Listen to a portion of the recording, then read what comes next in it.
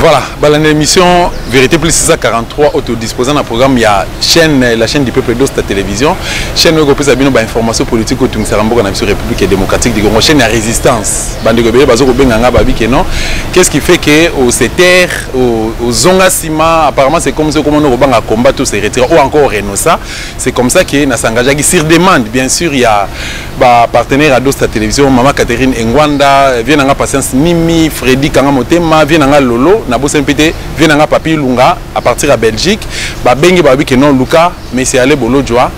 Bon, mais un peu analyser par rapport à Moutoumoutozo le Kanambo dans la République démocratique du Congo. Est-ce qu'il faudrait-il encore une fois qu'il y ait tenter pour qu'on ait une tentative dans le processus électoral et ils ont posé un problème les lots au pays du Congo Est, il y a un Congo démocratique Félix a imposa qui état de siège. Est-ce qu'il y a des alliés solutions parce qu'il y a Kende qui récemment awa et les lots toujours au la présence il y a premier ministre Sama à Kende qui les sous kuna pona ko mekempe ko évaluer et puis nakati ville à Kinshasa comportement bande qu'on a vu sur IDPS ba comme Mboka donc tout ce qu'ils ont reproché au maréchal Mobutu et puis pas à Kanambe comme ko sala yango. Est-ce qu'il faudrait-il tout espérer na 5 ans Félix ou encore na deuxième mandat zo ko luka pona ko mettre fin na occupation tout peu injustice sur René na kati ya mboka na biso République démocratique du Congo. On a déjà invité na pise Mbote. Bonjour monsieur Alain. Mbote ne Kolangai, Mbote na Balandi. En tout cas, merci une fois de plus pour l'opportunité. Voilà, bonne initiative on a. Oui, Nzamba Sangolu, ça va. Nazaki en congé pendant une semaine. Dis à quoi? Option au cas na levaki parce que j'avais beaucoup travaillé. Nathan et les cas qui n'a senga qui n'a Luka qui n'a payé au moins pendant une semaine pour na kozo misamo nzoto et voilà. Papa les bolo joie Libota vision Libota les amis madame la vision ezali bien que pas des tracteurs na biso ba olinga ba banda déjà qu'on manipuler l'opinion par rapport à notre position.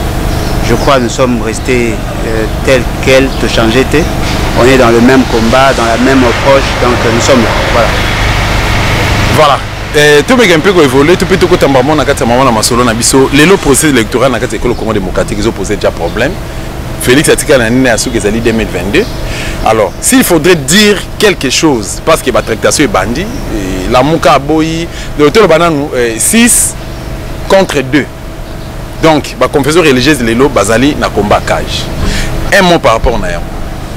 Bon, Bisso, personnellement, que ce soit au niveau de la nouvelle classe politique de l'opposition, que ce soit au niveau de la débat, tout ça qu'on considérait comme des solutions palliatives. Vous avez le coup à l'aspirine. C'est-à-dire que Moutazali malade, mais Bazar au ça aspirine pour qu'il calme la fièvre. Ce n'est pas ça la solution. Vous savez, l'idéal, il y a élection, c'est ce que nous soutenons.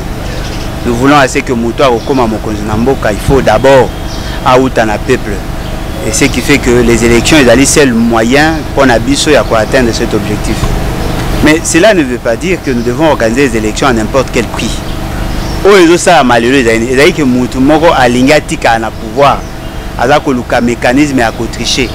Et au même moment, à une idée, il y a qu'à faciliter bon, pour atteindre cet objectif, Azali prêt, il y a qu'à brader notre souveraineté, il y a qu'à brader notre dignité, et puis en même temps à organiser fraude électorale. Parce que nous sommes à Mabéza, nous sommes tout Yamabé.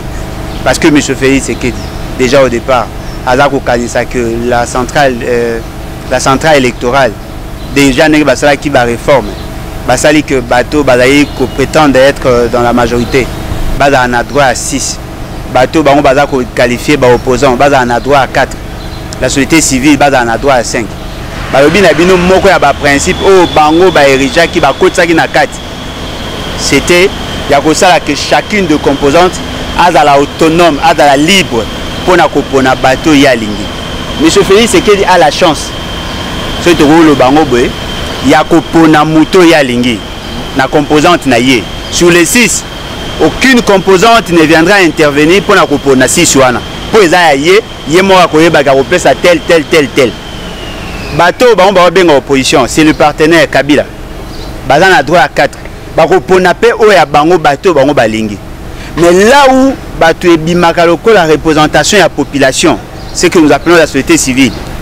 Les partis politiques, bala kolinga ba imposer bango muto à kolinga à la présidence. C'est vrai que dans le contrôle citoyen, on peut songer, voir comment on peut faire pour que la personne doit assumer fonction de président à la muto à la ligne, une personnalité indépendante. Parce que l'esprit, il y a loi na bango au bazar pour soutenir les alliés angouan. Mais le mal maintenant, c'est que M. Félix Tshisekedi veut à tout prix que le président a séni à la muto, il y a obédience naïe, mais à la portée par la société civile. Ceux qui vont qui vont poser à la présidence et que vous avez la possibilité à cause de ce que vous appelez la réforme. Pourquoi n'avoir pas dit simplement que Moutou a cause de la présidence à Séni à cause de la majorité parce qu'ils avaient toute la latitude de le faire. Papa le bolo joana boto le monde le mais démarche oyo bandeko ya catholique na église protestante bazo ko sala. Est-ce que ba ko tenir objectif na bango? Est-ce que ba ko tirer gain de cause? Bon, il faut d'abord koyeba objectif na bango ezali nini pour na koyeba ceux qui va retirer gain de cause. Parce que les à la bango, les à la bandeko to bazali ba opposition institutionnelle, les à bato M. Félix Tshisekedi, eux tous ont le souci à n'importe quel prix d'organiser les élections. Et pourtant il y a d'autres éléments moussous de la kola qui ça que ne to kene tout en amur. C'est-à-dire que l'approche na bango est à conditionner le statu quo et à pays. Parce que la question ne devait pas être celle-là. Mais quand on imagine, les confessions religieuses, Baponaka, Malaliboso, comment il s'appelle? Malumalu. Malumalu a été porté par une confession religieuse. 6 Bandimaga, 2 Babouyaka. Donc il y a une élection est chaotique. Tolongwe, Bayoko Pona, nani pasteur Ngoy Mulunda. 6 Bandimi, kaka 2 wanaka Babouyaka. Tokei, les élections étaient chaotiques. Bazongi, Baponi Susu, nani, non, Baponi Susu Malumalu. 6 Bandimi, 2 Baboy, Awaneko Chipote ti Molimonae Kei, Bayoko Zwasiko, Corneille Nanga. 6 Bandimaki, kaka 2 wana Baboyaka, on a connu les élections chaotiques. Pour la toute première fois, on a proclamé Félix Tshisekedi Nanko. Nanko, parce qu'ils n'ont pas tenu compte de la loi. La loi voudrait assez que basta la publication sur base de la clé ISBT, sur base de la procès verbaux. Il va publier sur base de la clé ISB. Et ils vous disent que non, voilà, tout ça là qui machine, et comme le procès verbal est traîné, on a publié les résultats sans soubassement technique et sans soubassement légal. Les gens ont cautionné. Cette élection-là est créée par frustration à niveau de la société. Les gens ont dit non, que ça m'a bien, non, il y a des choses qui ont heurté la conscience collective. Bobi, ok, vous avez d'abord réfléchir sur comment résoudre le problème vous constatez en 2018. Bah, ça, les réflexions à Bango bâclées. Ils ont touché pratiquement 5 points. Sur les 5 points, ce que eux considèrent comme réforme, c'est le fait d'avoir ajouté 2 membres au niveau de la société civile pour avoir à 5. Ça, ce n'est pas une réforme. Papa, admettons que Félix a s'imposé ou encore imposé Kadima, si représentant et à l'église des réveils, il est à collaborer dans Bango. L'élection il y a 2023, est-ce qu'il répond à critères? Voilà. Non, mais il y a le banao déjà qu'au départ, les confessions religieuses, les 2 églises, Baboyaka, très souvent, la raison de la fondée. Peut-être les intentionnalités n'est pas maîtrisées. Mais la raison est fondée parce qu'il pose le problème, le principe à Liboso, que la personne à cause de la présidente Séni a une personnalité crédible. Parce que au moins, Mazembe n'a pas match. Mais Moïse Katoum a pogné arbitre. Ok. Attends ceux qui pénalisent ça sur le matin. Ce qui veut dire que l'atteinte, il y a un objectif constitutionnel, il y a une élection. C'est-à-dire que ça, c'est que Moutou a pays a un pouvoir légitime, va reconnaître le fait seulement que germe et à conflit, et d'aller déjà par rapport à processus électoral, ne vous attendez pas à quelque chose de meilleur. Si vous avez poser des questions. M. Félix Tshisekedi ne peut pas tricher. C'est-à-dire quoi? C'est-à-dire que M. Félix Tshisekedi a le quoi mono a botami na maladie chronique. A obligé à commettre la qui pour survivre. M. Félix Tshisekedi est né dans la forfaiture électorale. Cette forfaiture électorale est salée à ce que Mboka est en malamouté pendant que lui il est en fonction. Le bilan est chaotique. Demandez à la population congolaise de sa Félix Tshisekedi voix pour qu'elle se maintienne dans la situation de pauvreté, la population ne va pas accepter. Et connaissant que le bilan est négatif, Félix Tshisekedi, le quoi il déjà que dans le Congo, ceux qui va tricher, et qu'on fait pendant 1 mois, 2 mois, vérité des urnes après Ouaï, et Fanny a préféré à tricher, à affronter cette fois-là une partie de la population par rapport au processus électoral. Au lieu qu'elle ne quoi affronter toute la population, dans l'élection, a préféré affronter une partie à bateau pour manifester. Et fort malheureusement, il y a la Mouka, ou bien à Téléma, l'organisation qui va créer après, ils vont le faire pendant un temps, et après il va se dire, non, ok, et puis il va encore réorganiser d'autres élections.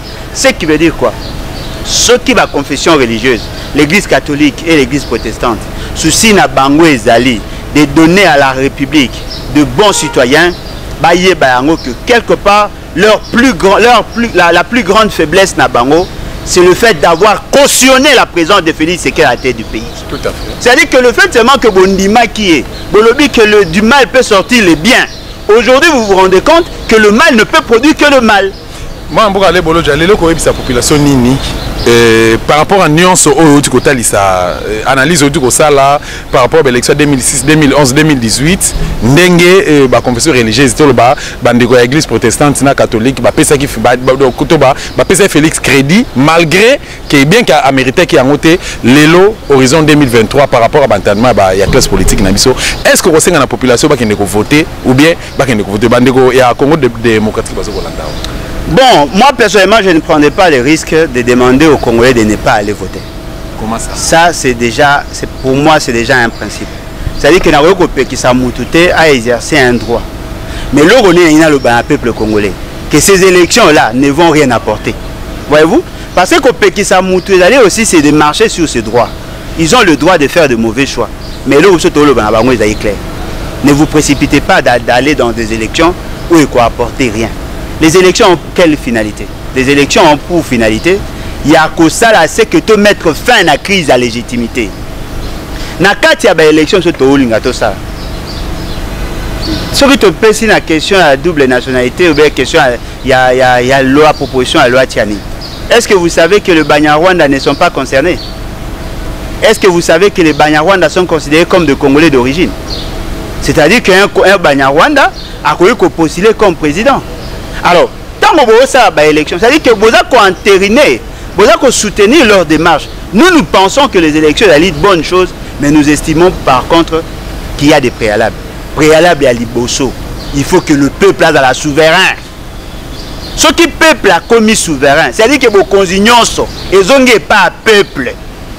Peuple a repéré la moto et à l'ingé.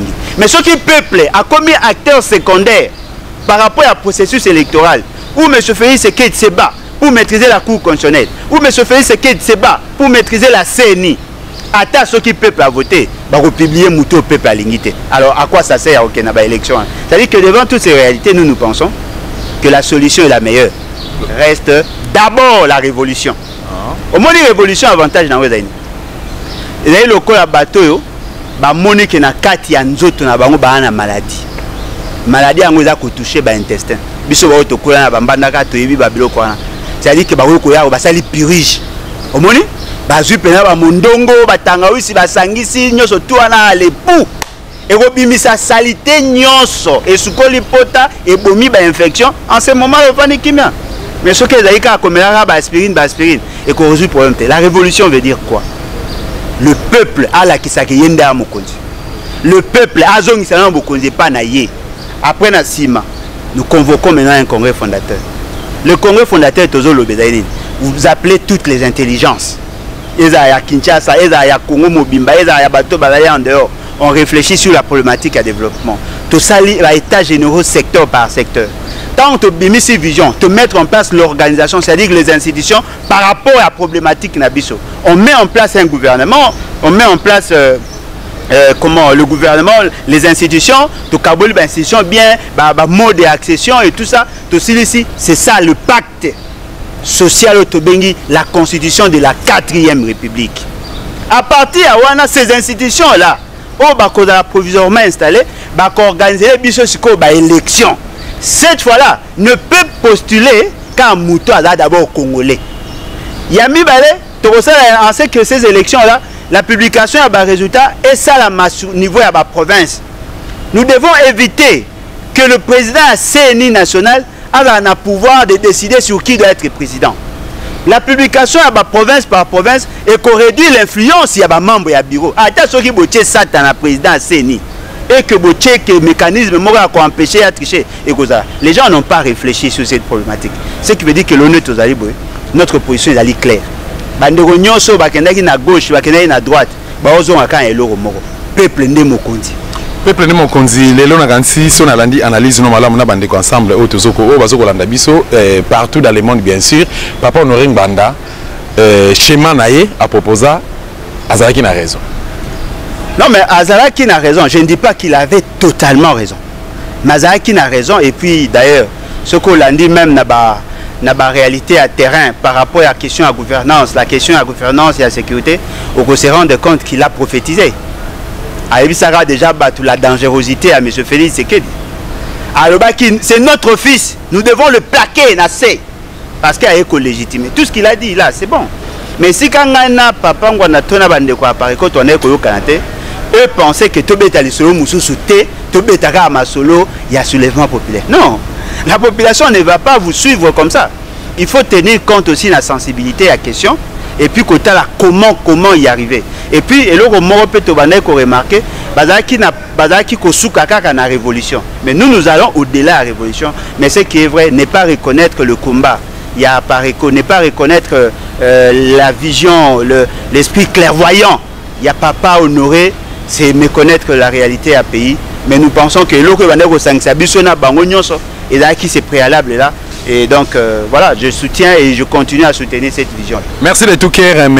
Alain Bolodjoa Moka Bundelia Écolo Congo démocratique, mais ça fait des décennies pratiquement Moka Tozo Sibir agression à partir est et kuna, mais arrivé à M. Chilombo entre guillemets président de la République au Linga Robenga président de la République a kozwa option si Maïropé c'est la promesse belé, il y a imposer état de siège. D'abord, les concepts état de siège pour la bande de quoi IDPS tu peux pour M. Chilombo. Yo monaki ba comprendre qui yango et puis procédure na bango et ça qui yango il faut mettre en place ou le contraire.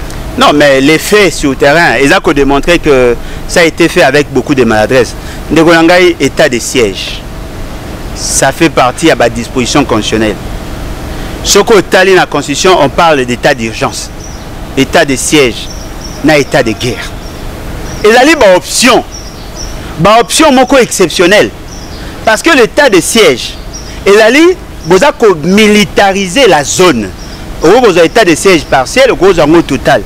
C'est-à-dire que vous commissaire, comment, les gestionnaires, il y a une entité, vous commissaire, vous militaire, vous suspendre le fonctionnement classique à l'État. C'est-à-dire que les députés provinciaux au Bolongoli, vous suspendre Bango, Bolongoli, gouverneur civil, Azaki élu, vous tirez de côté, Bolongoli, administrateur du territoire, Azaki civil, vous tirez de côté, vous nommez Bourgmestre, la maire de la ville, militaire. Vous militarisez la zone. Pendant cette période-là, on réduit les libertés individuelles. Même le contrôle citoyen est commis à problème. Et ces gens-là, le corps badaïque n'a qu'un mot exceptionnel, une situation atypique. Il faut que la périodicité ou la période il y a état de siège est à la maîtrisable. C'est-à-dire qu'on ne peut pas décréter l'état de siège pour l'éternité. Et c'est une situation exceptionnelle. On ne peut pas en faire une situation et comme le corps à gouvernance classique. Mais maintenant, pour y arriver, qu'est-ce qui s'est fait? La Constitution vous dit, il faut qu'il y ait une loi portant fixation à la modalité pratique. Il y a état de siège. La Constitution vous dit, il faut qu'il y ait une ordonnance déclarant l'état de siège. Et la liste de cette ordonnance-là n'a pas besoin de débat. Il faut qu'un débat consulter les chefs des institutions, point barre. Mais il y a aussi des mesures d'application. Il y a ordonnance déclarant état de siège. Cette ordonnance, ces ordonnances-là que vous avez belées, ça doit impérativement passer par la Cour constitutionnelle. M. Félix Tshisekedi a fusionné le tout en une seule ordonnance. Déjà faiblesse. Le problème est qu'on posait ce que vous avez dit, l'opérationnalisation, parce que la loi fixant la modalité pratique est à la quitter. Tout se fait sur base d'ordonnance. Et lorsque l'ordonnance ne prévoit pas le mécanisme et l'application, conséquence, ça crée un dysfonctionnement. Il y a un moment qui y avait des conflits entre Bahate et le gouverneur. Baheko se ressaisi, nommer les sous-sous, administrateurs du territoire militaire. Mais les institutions provinciales civiles n'ont pas le même mécanisme, il y a fonctionnement avec ceux qui sont au-dessus. Conséquence de ça, et comme on crée ce dysfonctionnement, ça posait problème, déjà à niveau de dysfonctionnement. Un autre problème très majeur que d'aucuns semblent négliger, la mesure, il y a action. En principe, tant que vous avez l'état de siège, il faut voir qui doivent intervenir. C'est que nous appelons la police et l'armée. Le nombre, il y a police et l'armée. Et là, qu'il dépendre de l'opération pour mener sur le terrain. Il faut d'abord identifier qui sont en face de vous. Ndegonanga est pas si. Au là, comme M. Félix, c'est que de sa bande. Bazo benga ba ADF, ba rebelle. C'est-à-dire que bah, même pas qu'on identifie qui est en face d'eux. Non.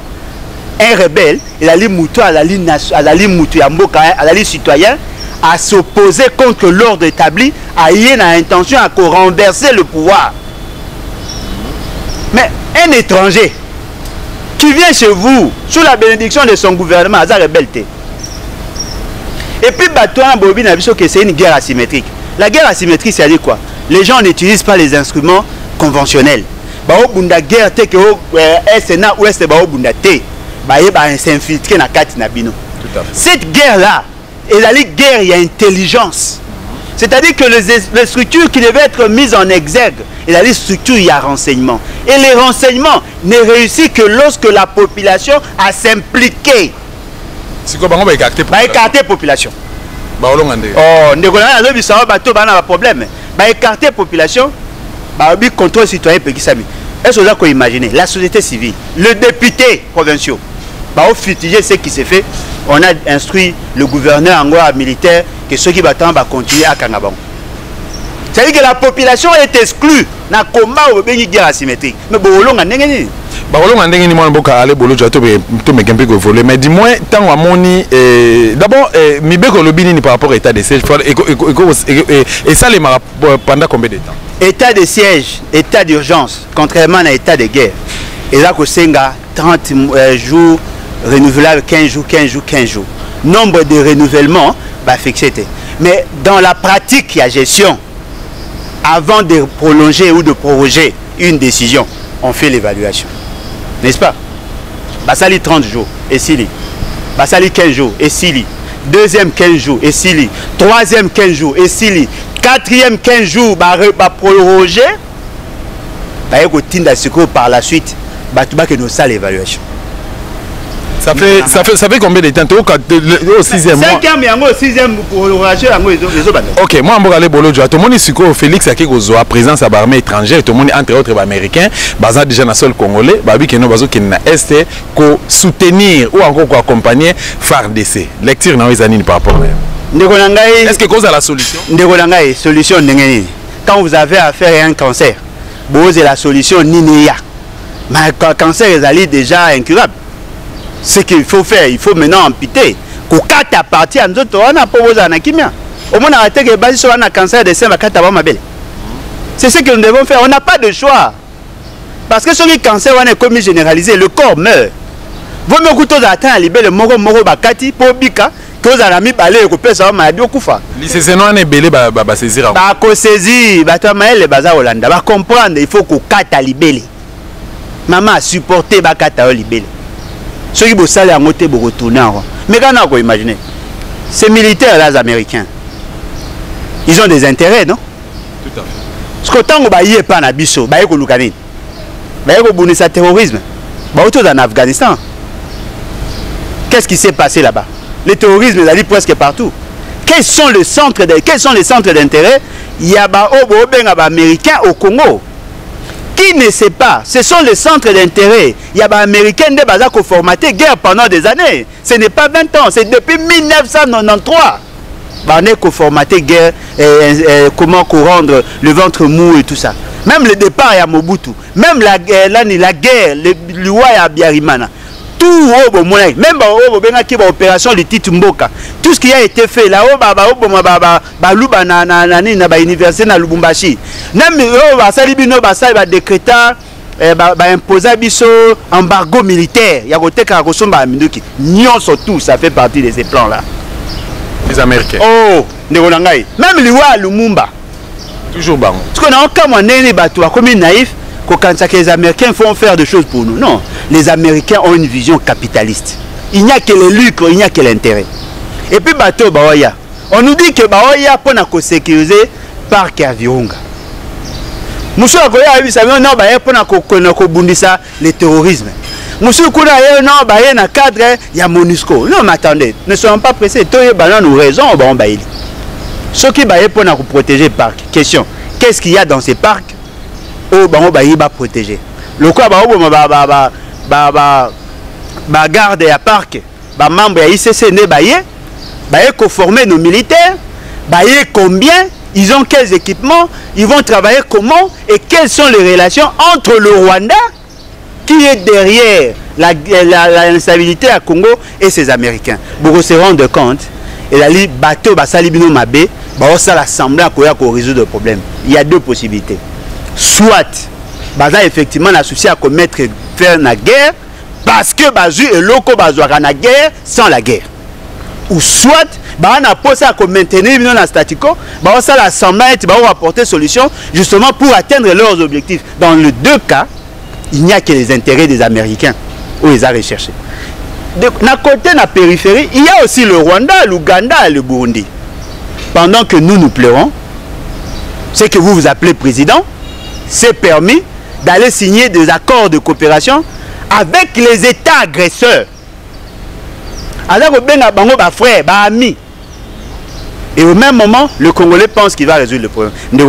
Mouto abomi moi sinon oyebi, a violé banayo, a salué Mabé, et puis à la fin tu l'appelles ami. Et puis aujourd'hui que non voilà, aux accords défendre l'intérêt à Banan. Mais moi je te comprends pas.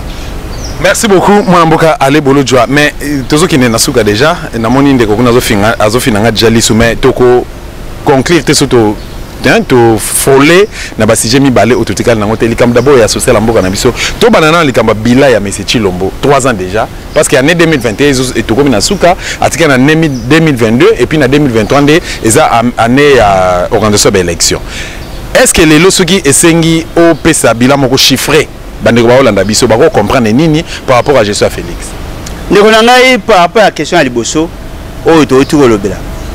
est-ce que vous savez que M. Félix Sekedi à Kendaki na Est, qu'il a pris tout son temps pour faire l'évaluation.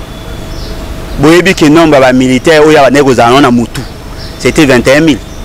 Mais après, il s'est rendu compte que 21 000 monsieur Soubakoma même pas na plan na zone d'opération. Qu'est-ce qu'ils ont fait pour augmenter le nombre? Parce que vous remarquez que Barade a 21 000. Est-ce que vous avez que tant que au Kenagé, les militaires qui sont affectés au Kenagé, et vous avez doté de Minduki, adapté, vous avez des munitions, vous avez des bottines, des tenues, au Kenagé. Ceux qui ont 21 000 Minduki na mbongo na biloko nyoso te bimaki wana qui a géré ezawapi batu baolinga baye baté et ça c'est très dangereux. Neto lo balelo ce fameux premier ministre azawapi na Est babi akeko évaluer l'action. Mais attendez, boko évaluer yango ndenge nini oyo komi kuno susi non bobengi gouverneur ayawa chef d'état-major général ayawa. Monsieur Félix Sekedi s'est déplacé là-bas.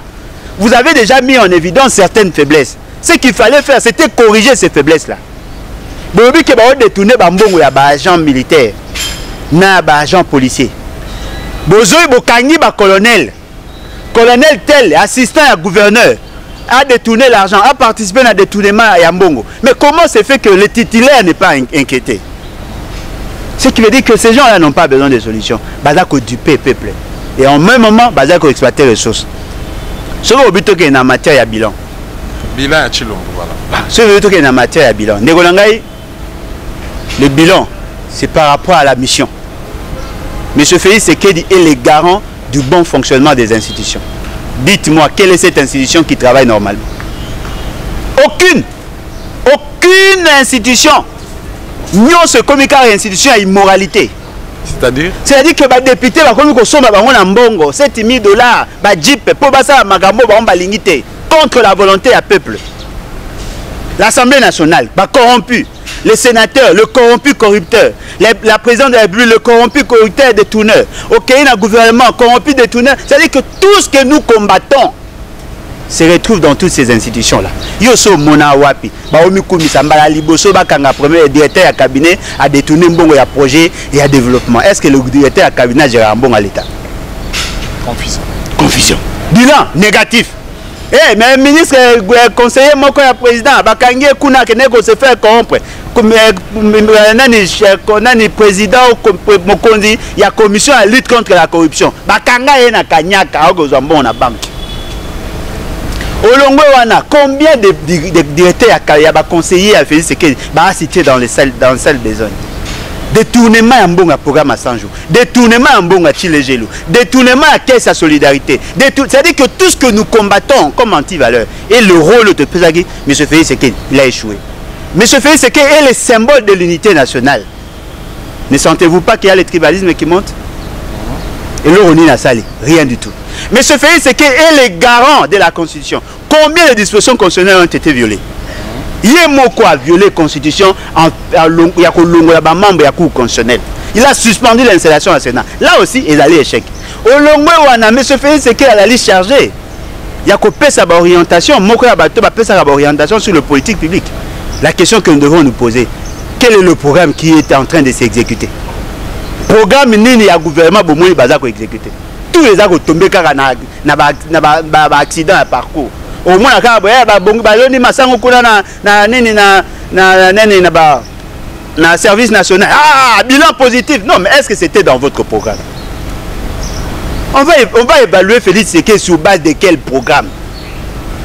Et au Komakara, tout ce qu'ils ont touché, tout Basimbi, et Zaka Mabe. Au Baké ne soutenir Batu à Goma, au Bazaki victime d'éruption volcanique. Rien. Au Baké ne occupé Batu à Zongo, Kuna na Sud-Ubangi, au Bazaki na inondation. Rien.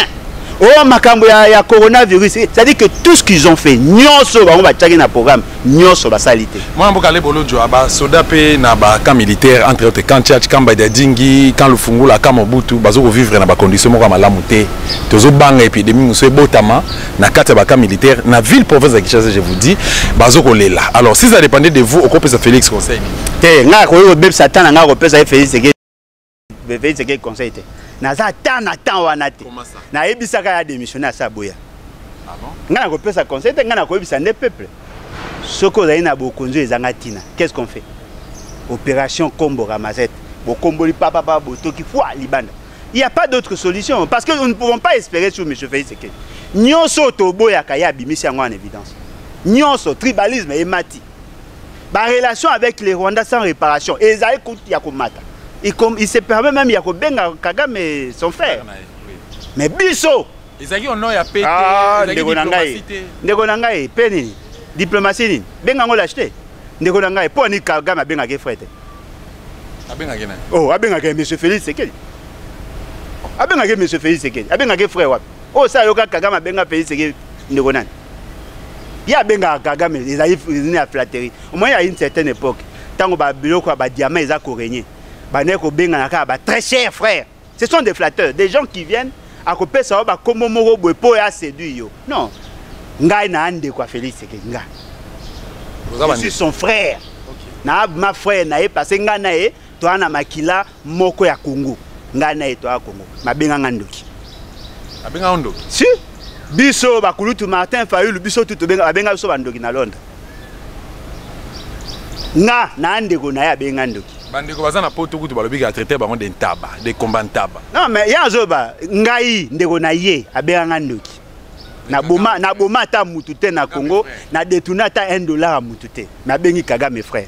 C'est-à-dire qu'il a pris il a levé l'option. Qu'est-ce que tu dis pas yandeko kolutu na biso constat sefu alobina na tuna ndeko ale bolo jwa aye bisaba na Congo, salaire ya Félix ezalaka combien parce que Félix ya awanga na ke ba ke ayebi ya monte. Félix Sekedi a wangana kete a kosakinde. OK. Félix Sekedi a chrétien. Bon Christ on a. Alobaka, alobaka mon Christ. Est-ce que vous voyez que pas na biso les obligations sur aux ça au foot à dim. Si vous foot à dim na salaire ebitende après ça pasteur combien? Oh. Et ça simple, très simple. Et loko morboyeba Kabila le quoi qui président soka longwe a un droit à 30% à salaire. Ce qui Kabila doit à 680 000 $, ce qui veut dire qu'il y a plus de 2 millions. Parce que 680 000 ça représente 30% à salaire na des bases. Aucun décret et Zouama Yakoloba qui va quitter sa prix et salaire à président. Il n'y en a pas. Ce qui veut dire que Félix, c'est que tout ce que Kabila a gagné quand il était en fonction, plus de 2 millions. Place à les peuples d'abord par rapport à tous ces alliés. Ndegonangaï, un président français qui est capable de mobiliser presque 1 milliard et 1000 milliards de dollars pour son pays avec un budget à plus de 500 milliards de dollars.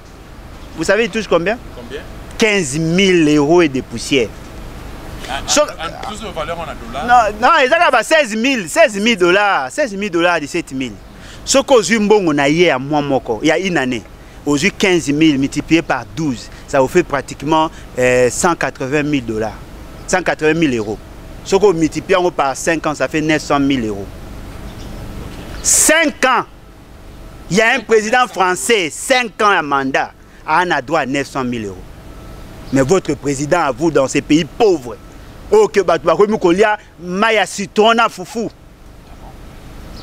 votre président touche 2 millions de dollars le mois. Ce qu'on multiplie par 12, ça lui pratiquement 25 millions. Pour une année, on a 25 millions. Pour 5 ans, on a 75 millions de dollars. On a les boma. Nous avons les communes qui nous quittent. Mboko tu vas attaquer après va foutre à colonel 150 $. Colonel on a combien? Oh, colonel a 225 000. En dollars?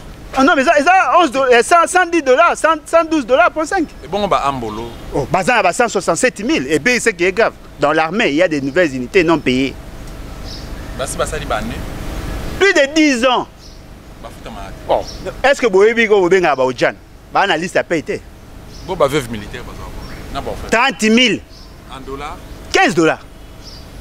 15 $. Na tu okuta na ba papa sikoyo basalaka na ministère nini ya transport. Soko kei na côté ya inaza ezalaka.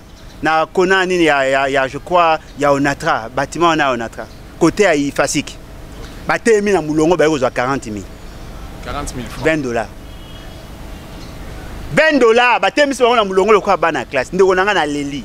Ba papa ya mikolo ba servi mboka pendant autant d'années. Un militaire qui va en guerre. Bon, ça y est, 12 $.5 à prime de guerre. Mais vous avez le courage de donner à un président 75 millions. Mais ce fait, c'est qu'il y a ta yibité. À ça, comme riche.